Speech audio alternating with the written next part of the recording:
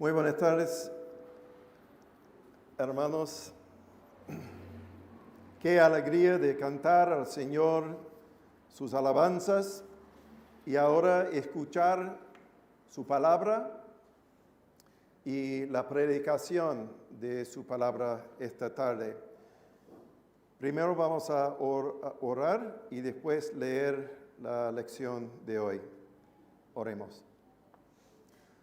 Amado Padre, estamos agradecidos una vez más de estar en tu presencia para escuchar tu palabra, porque tu palabra es la verdad y por tu palabra estamos santificados en el nombre de Jesús y por medio de su sangre. Queremos en esta hora, Padre, escuchar con corazones abiertos tu palabra, para conocerte mejor, para obedecerte mejor y para darte la gloria que mereces.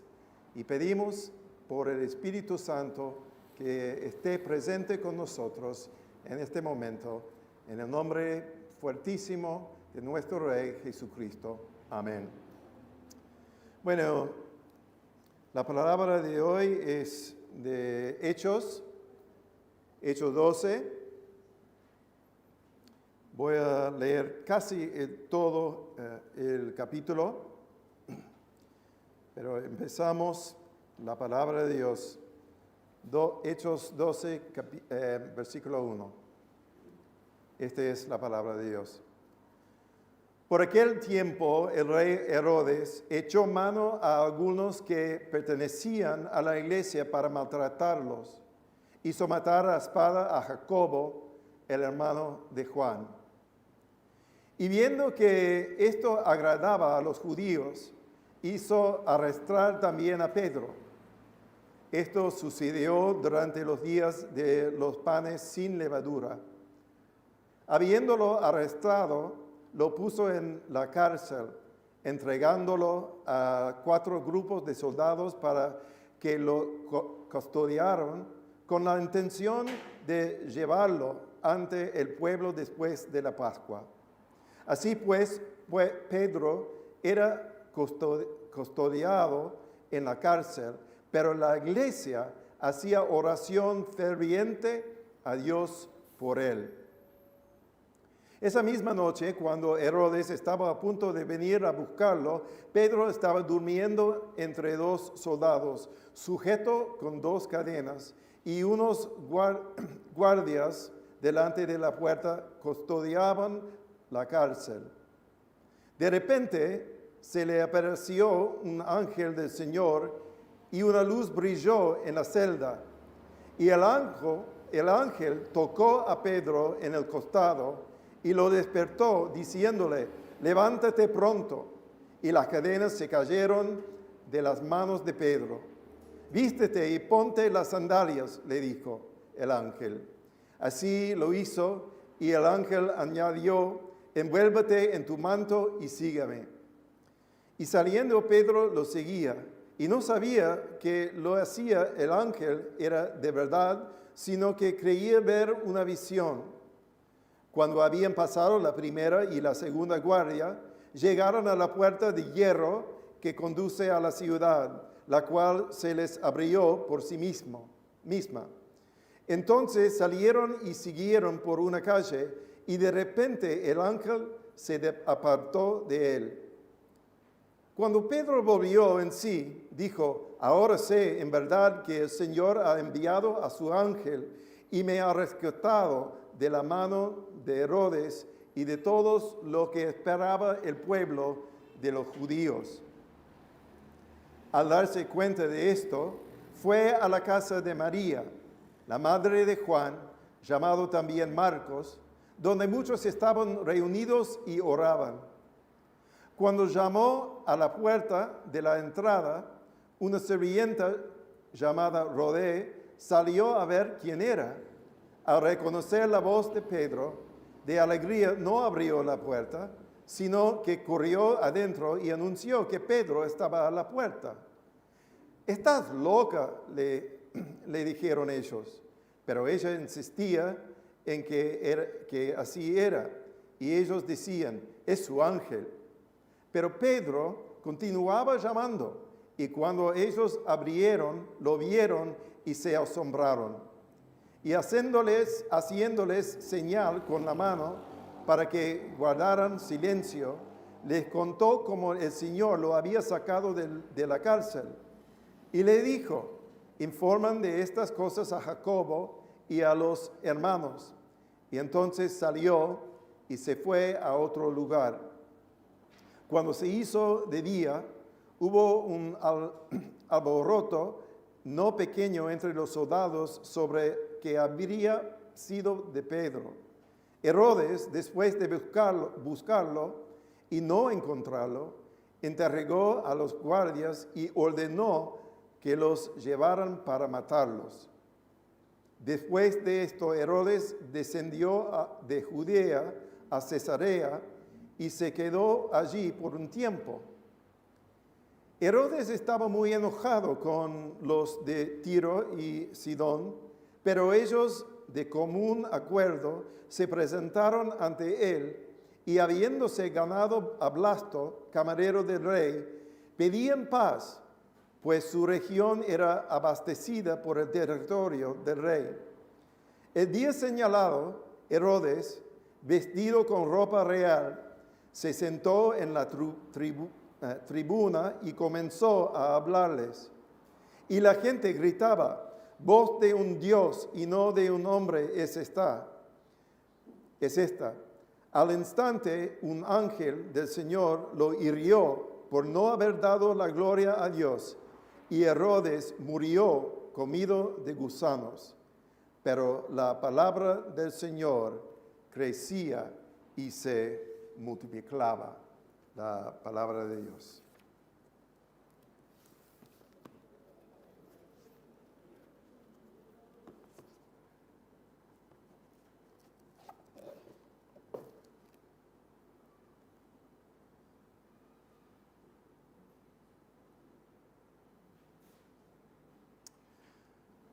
Bueno, hermanos, el título del sermón de hoy es El sorprendente poder de oración. El domingo pasado recibimos, después del culto, noticias sobre la hermana de nuestra hermana que realmente su hermana que estaba perdida, no podían encontrarla, pero después de la oración de la iglesia durante el día por la hermana de Jessica, bueno, se apareció sana y segura en la noche. Y eso fue una respuesta a las oraciones de la iglesia. Entonces, quiero empezar con ese tema, el sorprendente poder de la oración. Ante la grave necesidad, la iglesia hace oración ferviente. Y vamos a considerar esto en los primeros 5 versículos. Hermanos, es claro, a través de los numerosos ejemplos de las Escrituras, que el pueblo de Dios debe ser un pueblo de oración, ¿no? No es su opción. La oración es una de las medidas de gracia, como dijo Juan, dada por Dios para relacionarnos con Él y mostrar nuestra dependencia en Él. Leemos en Génesis capítulo 4, versículo 26, a Set le nació también un hijo y le puso por nombre Enos. Por ese tiempo comenzaron los hombres a invocar el nombre del Señor. Salud. Es decir, empezaron a dar adoración a Dios e invocar su nombre por sus necesidades y para glorificar a su ser. Como el rey de David dice en el Salmo 34, bendiciré al Señor en todo el tiempo, continuamente estará su alabanza en mi boca. En el Señor se gloriará mi alma. Lo oirán los humildes y se regocijarán. Engrandezcan al Señor conmigo y exaltemos a su nombre. Y durante su ministerio, nuestro Señor Jesús mostraba su dependencia en Dios, su Padre, mediante su ejemplo de oración personal y constante. La iglesia también nació en oración y por oración. Leemos en Hechos 1 que después de que Jesús ascendió al cielo, todos los discípulos regresaron a Jerusalén desde el monte de Olivos, y en versículo 14 dice, todos estos estaban unánimes, entregados de continuo a la oración junto con las mujeres y con María, la madre de Jesús, y con sus hermanos. Luego, después del Pentecostés, cuando Jesús y Dios Padre derraman el Espíritu Santo sobre la iglesia, Lucas, el autor de Hechos, cuenta que y se dedicaban continuamente a las enseñanzas de los apóstoles, a la comunión, al partimiento del pan y a la oración. Entonces, desde el principio, la oración siempre ha sido uno de los 4 pilares de una iglesia sana y llena del Espíritu de Dios. En nuestro texto de hoy, Hechos 12, encontramos que la iglesia sigue orando, pero bajo circunstancias asombrosas y muy difíciles. Dice en versículos 1 y 2, por aquel tiempo el rey Herodes echó mano a algunos que pertenecían a la iglesia para maltratarlos. Hizo matar a espada a Jacobo, el hermano de Juan. Aunque la iglesia primitiva de Jerusalén ya había vivido la persecución y la encarcelación y hasta la muerte de Esteban, en la muerte de Jacobo experimentaron el primer martirio de uno de los apóstoles más importantes y conocidos, Jacobo, el hermano de Juan, uno de los 3 que siempre estaban juntos con el Señor Jesús durante su ministerio.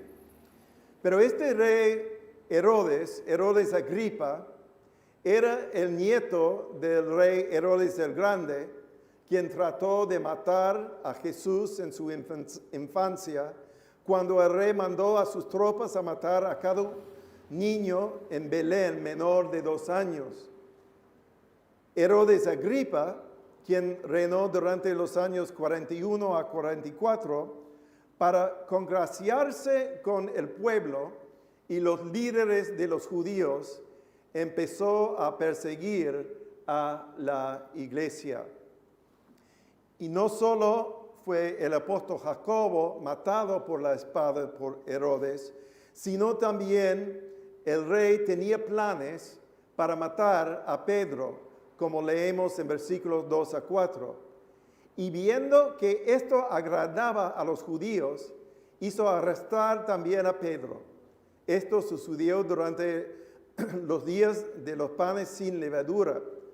Habiéndolo arrestado, lo puso en la cárcel, entregándolo a 4 grupos de soldados para lo custodiaron con la intención de llevarlo ante el pueblo después de la Pascua.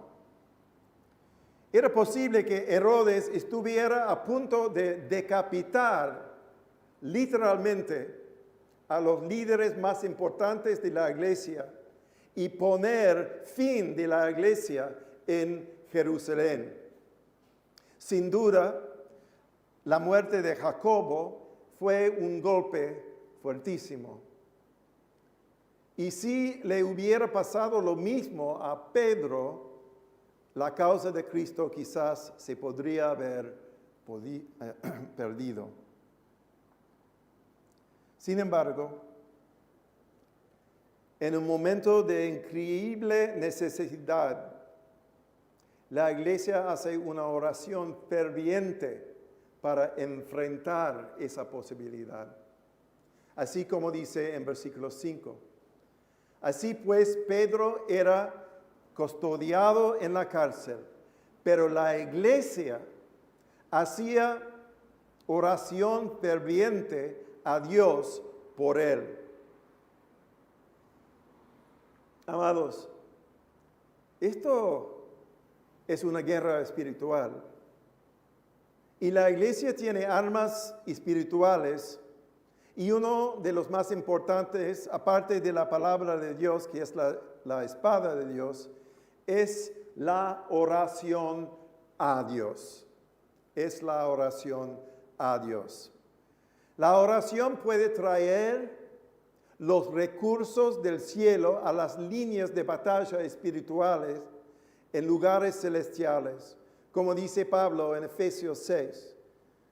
Dice así: revístanse con toda la armadura de Dios para que puedan estar firmes contra las insidias del diablo, porque nuestra lucha no es contra sangre y carne, sino contra principados, contra potestades, contra los poderes de este mundo de tinieblas, contra las fuerzas espirituales de maldad en las regiones celestes. Efesios 6, 11 a 12. Aunque hay actores de carne viva como Herodes o como los líderes religiosos de los judíos, ellos están bajo el poder de Satanás, quien controla su carne pecadora. Hechos 26, 18. En Cristo tenemos armas de justicia para la derecha y para la izquierda, no carnales, no como la espada de Herodes, ni las lanzas de los romanos, sino espirituales, como dice Pablo. Porque las armas de nuestra contienda no son carnales, sino poderosas en Dios para la destrucción de las fortalezas, destruyendo especulaciones y todo razonamiento altivo que se levanta contra el conocimiento de Dios, y poniendo todo pensamiento en cautiverio a la obediencia de Cristo. 2 Corintios 10, 4 a 5. Frente a los poderes, los reyes y los gobernantes terrenales, frente a las fuerzas de maldad en las regiones celestes, frente al diablo mismo, la iglesia tiene el arma de la oración. Y ante la gran necesidad, la iglesia siempre ha tenido el poder invencible de Cristo por medio de la oración ferviente. Segundo, la oración ferviente es la levadura oculta del poder de Dios, que obra para cumplir los propósitos de Dios en su propio tiempo y para su propia gloria. En versículos 6 a 11. Entonces, en versículos 6 a 11 vemos el poder de la oración, que realmente es el poder de Dios, desarrollándose en las circunstancias graves que enfrenta la iglesia.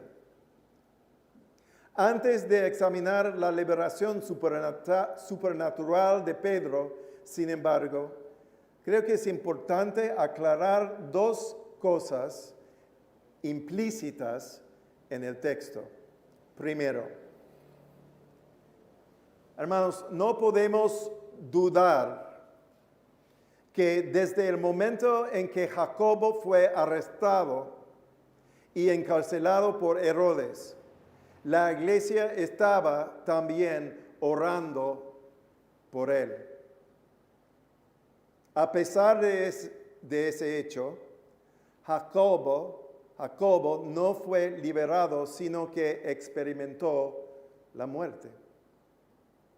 Es decir, la iglesia está llamada a orar en todas las circunstancias, especialmente las más graves, pero los resultados, hermanos, siempre pertenecen al Señor.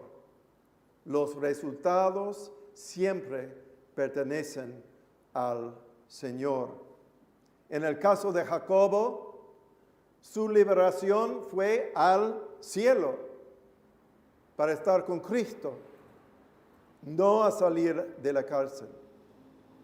Y recordamos que nuestro Señor Jesús les advirtió a Jacobo y su hermano Juan cuando ellos pedían sentarse, uno a su mano derecha y otro a su mano izquierda, cuando Jesús entrara a su gloria, que primero ellos beberían de la misma copa de sufrimiento que Cristo iba a beber y serían bautizados con el mismo tratamiento y persecución que Cristo iba a experimentar.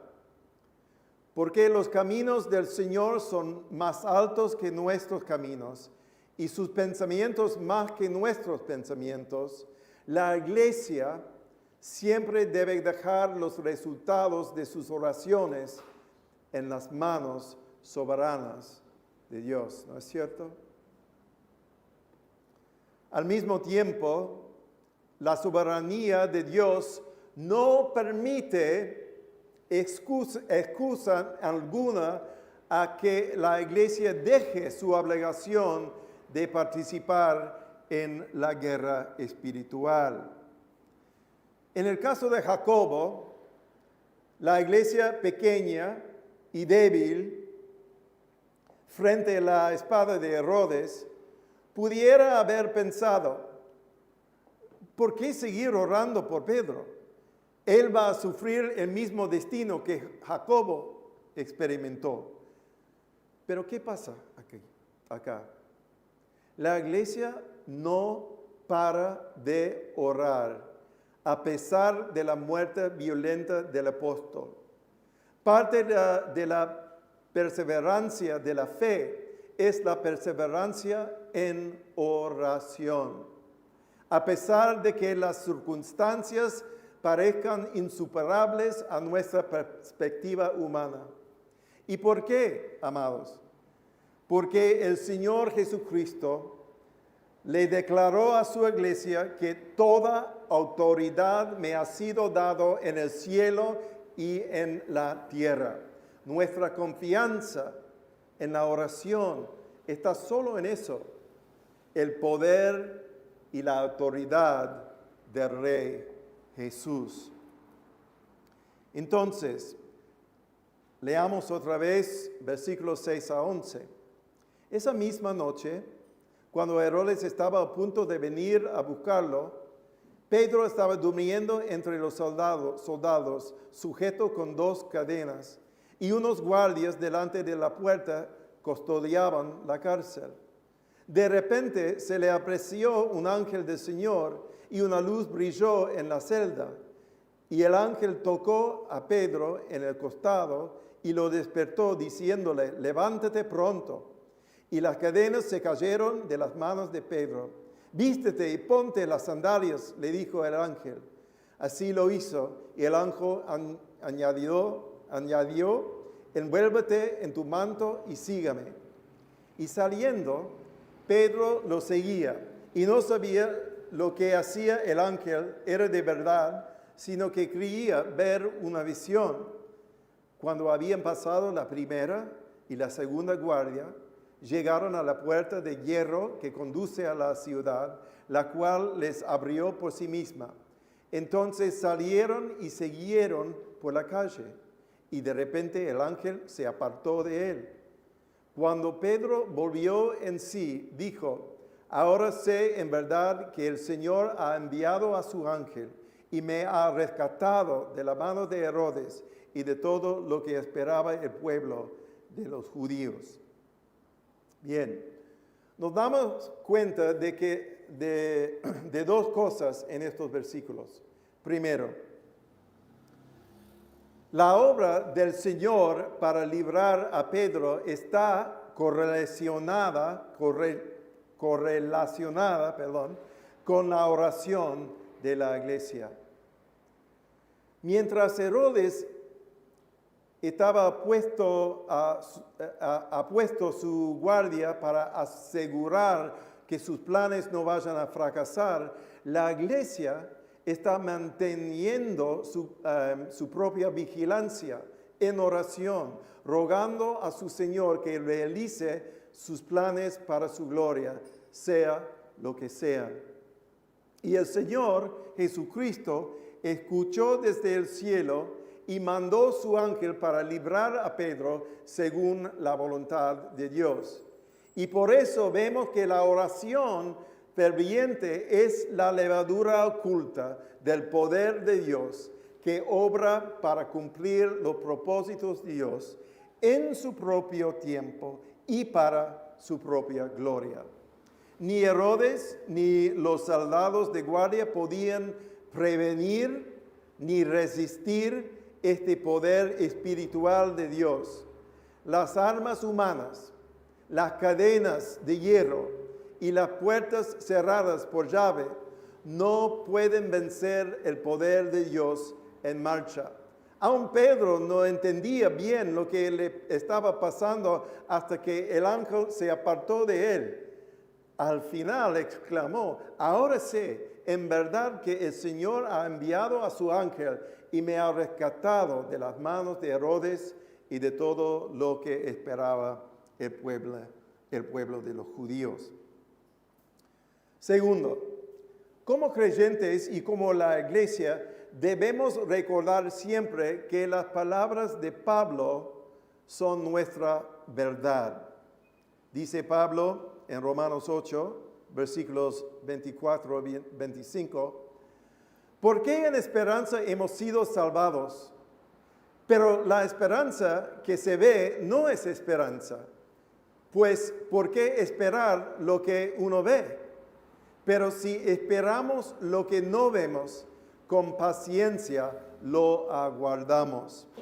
No vemos a Cristo sentado en su trono, pero la palabra de Dios nos dice que es así. No vemos al mundo angélico y la batalla espiritual en los lugares celestiales, pero la palabra de Dios nos dice que sí existe. Sin embargo, aun como la palabra de Dios es viva y eficaz y más cortante que cualquier espada de dos filos, también las oraciones de la iglesia están obrando con poder y eficaz y muchas veces de tal manera que no podemos ver con nuestros ojos de carne. Por ejemplo, hay un relato de la vida del misionero John Patton o Juan Patton en las Islas Hébridas, cuando él y su esposa estaban rodeados en su casa por miembros de una tribu nativa que intentaban quemar su hogar. Con terror y también con fe, oraron juntos durante la noche entera. Al amanecer, los miembros de la tribu se habían ido y no les pasó nada. Un año después, el jefe de la misma tribu se convirtió a Cristo. Qué increíble, ¿no? Y el misionero Patton le preguntó por qué no alcanzaron su propósito esa noche de matarles por fuego. Y el jefe le respondió con una pregunta. ¿Quiénes fueron todos los hombres que estaban allí contigo? Patton le contó, No había nadie excepto yo y mi esposa orando por nuestras vidas. Incrédulo, el jefe le declaró a Patón: vimos a cientos de hombres grandes y luminosos, con espadas en sus manos, y por temor no pudimos atacar ni acercarnos al lugar donde estaban.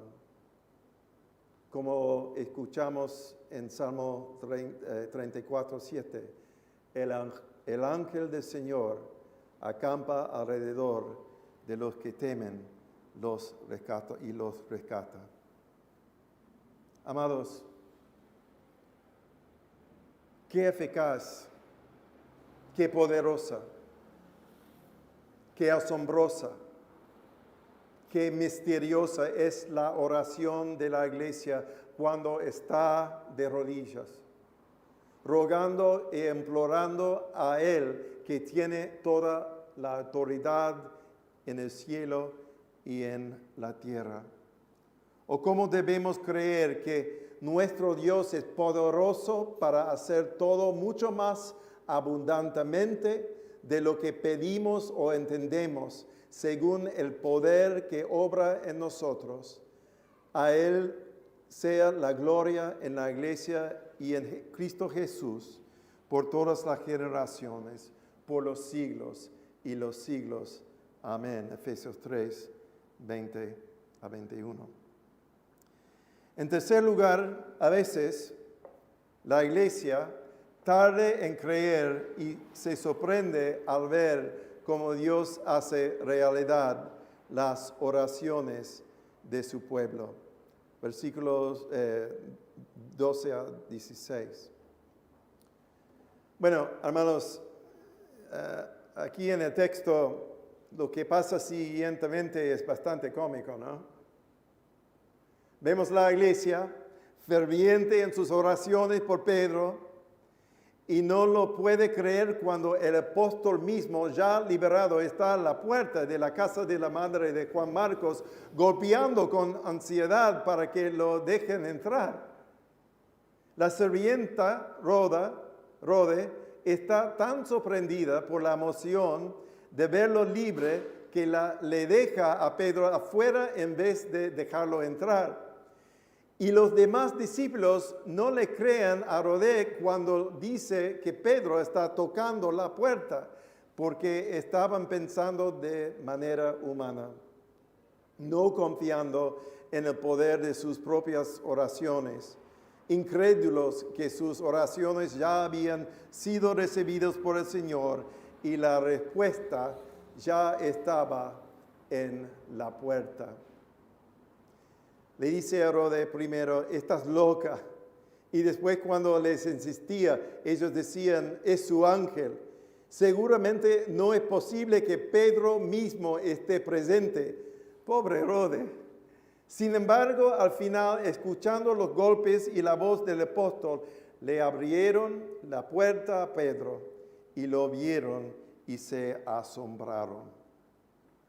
Bueno, hermanos, yo no puedo criticar ni juzgar a los discípulos por su incredulidad, porque yo, por mi parte, actúo muchas veces de la misma manera, orando sin esperar que realmente algo vaya a pasar, mucho menos inmediatamente. Con razón, muchas veces el Señor Jesús, tuvo que amonestar a los discípulos, declarándolos hombres de poca fe. Hombres de poca fe. Mateo 6:30, Mateo 8:26, Mateo 14:31, Mateo 16:8, Mateo 17:20. Muchas veces, ¿no? ¿Cuántas veces tengo que decirle al Señor, tanto al principio de mis oraciones como al fin de ellas: Señor, creo, ayúdame en mi incredulidad? Y después, al ver cómo Él ha respondido en una manera asombrosa a mis oraciones, le tengo que pedir perdón por mi incredulidad. La lección aquí en el texto es similar. La iglesia ante Dios, cuando se enfrenta a cosas difíciles, imposibles, terribles e insostenibles, cuando se arrodilla ante quien todo le es posible y nada imposible, debe ser: Señor, creemos, ayúdanos en nuestra incredulidad. O quizás como los apóstoles cuando dijeron a Jesús: aumentanos la fe, aumentanos la fe. Fervor sin poder del Espíritu Santo para aumentar nuestra fe y superar nuestra incredulidad puede dejarnos desilusionados o quizás enojados con Dios, o más débiles todavía en nuestra fe. Como dice en Hebreos 11:6, porque es necesario que el que se acerca a Dios crea que Él existe y que recompensa a los que lo buscan, no por el poder ni por la fuerza, sino por mi espíritu, dice el Señor de los ejércitos. Zacarías 4:6. Al final, en cuarto lugar, porque Jesús es Rey, las oraciones fervientes de su pueblo nunca ascienden al cielo sin cumplir sus propósitos asombrosos en la tierra. Versículos 17 a 24. Amados, la conclusión de este capítulo es tan asombrosa como la introducción, porque vemos que los efectos de las oraciones de la iglesia en ese momento no solo produjeron la liberación del apóstol Pedro, sino también la muerte de Herodes Agripa. Es posible que podamos decir alrededor de ese perseguidor de la iglesia que las letras ya estaban escritas en la pared, pero es muy importante darnos cuenta de que al final el Rey de la iglesia, nuestro Señor Jesús, está en guerra contra los enemigos de su pueblo. Pues Cristo debe reinar, dice Pablo en 1 Corintios 15, pues Cristo debe reinar hasta que haya puesto a todos sus enemigos debajo de sus pies.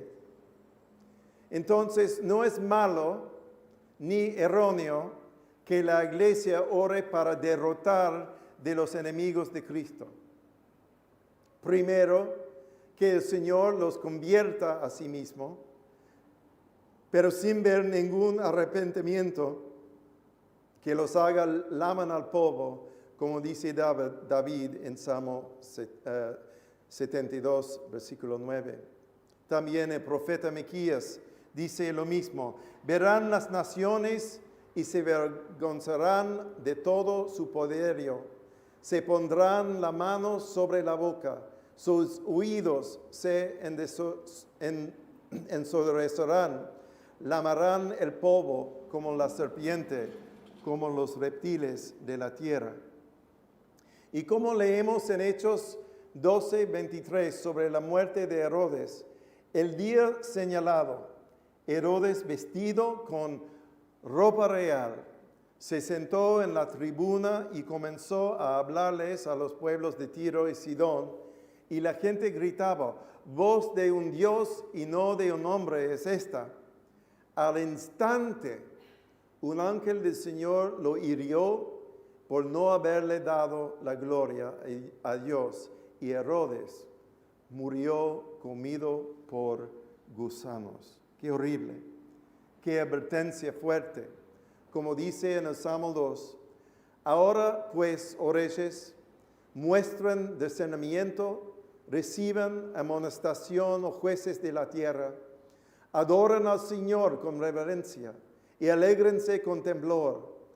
Honren al Hijo para que no se enoje y perezcan en el camino, pues puede inflamarse de repente su ira. Nuestro texto no concluye con la muerte espantosa del rey Herodes, quien recibió del Señor lo que merecía. No, a pesar del martirio de Jacobo, a pesar del encarcelamiento de Pedro, a pesar de que Herodes intentó destruir la iglesia y a pesar de que los discípulos estaban insensatos y tardos de corazón para creer en la eficacia de sus propias oraciones, leemos un resultado que sobrepasa todas estas cosas. En el versículo 24, pero la palabra del Señor crecía y se multiplicaba. La palabra del Señor crecía y se multiplicaba. ¿Creen, amados, que donde están 2 o 3 en el nombre de Jesús, allí está Él en medio de ellos? ¿Creen que estamos realmente en una guerra espiritual contra fuerzas demoníacas y que Satanás, aunque ya ha perdido la guerra, está tratando de destruir el reino e iglesia de Cristo? ¿Creen que a pesar de eso, Cristo ya ha vencido al mundo, al diablo, al pecado, a la muerte, por la muerte en la cruz, y que ya está edificando sobre la roca de su evangelio, su iglesia, y las puertas del infierno no prevalecerán contra ella? Amados, creen en el Espíritu Santo, el Espíritu de Cristo, el Espíritu de verdad, que ya está obrando poderosamente en el mundo para convencerlo de pecado, de justicia y de juicio. Creen que toda la autoridad en el cielo y en la tierra ha sido dado a Cristo y que debe reinar hasta que haya puesto a todos sus enemigos debajo de su pie. Creen que cuando las oraciones de la iglesia ascienden como incienso al altar en la gloria del cielo, que hay ángeles llenando el incensario del fuego del altar y arrojándolo a la tierra para cumplir los gloriosos propósitos de Dios. Entonces, hermanos, ¿cómo podemos creer que las reuniones de oración de la iglesia son una cosa pequeña ante de los ojos del Señor? Miren, vi el cielo abierto y apareció un caballo blanco. El que lo montaba se llama Fiel y Verdadero, juzga y hace la guerra. Sus ojos son una llama de fuego y sobre su cabeza hay muchos diademas. Tiene un nombre escrito que nadie conoce sino Él. Está vestido de un manto empapado en sangre y su nombre es el Verbo de Dios. Los ejércitos que están en los cielos, vestidos de lino fino, blanco y limpio, los seguían sobre caballos blancos. De su boca sale una espada afilada para herir con ella a las naciones y las regirá con vara de hierro. El mismo piso, el lagar del vino, del furor de la ira de Dios Todopoderoso. En su manto y en su muslo tiene un nombre escrito: Rey de Reyes y Señor de Señores. Y la iglesia dice: ven nuestro Señor Jesús. Amén y amén. Oremos. Amado Padre, ¿quiénes somos? Somos tu pueblo, muchas veces débil, muchas veces no podemos creer ni en nuestras propias oraciones, pero todo el poder y la gloria pertenece a ti, nuestro Señor Jesús. Y a ti pertenece la victoria. A ti pertenece todo el poder y la autoridad en el cielo y en la tierra. Así que nuestro Salvador Jesús, nuestro Rey, pedimos que tomes nuestras oraciones débiles y dar respuestas asombrosas para tu propia gloria y para el bien de tu iglesia para siempre. En tu nombre pedimos. Amén y amén.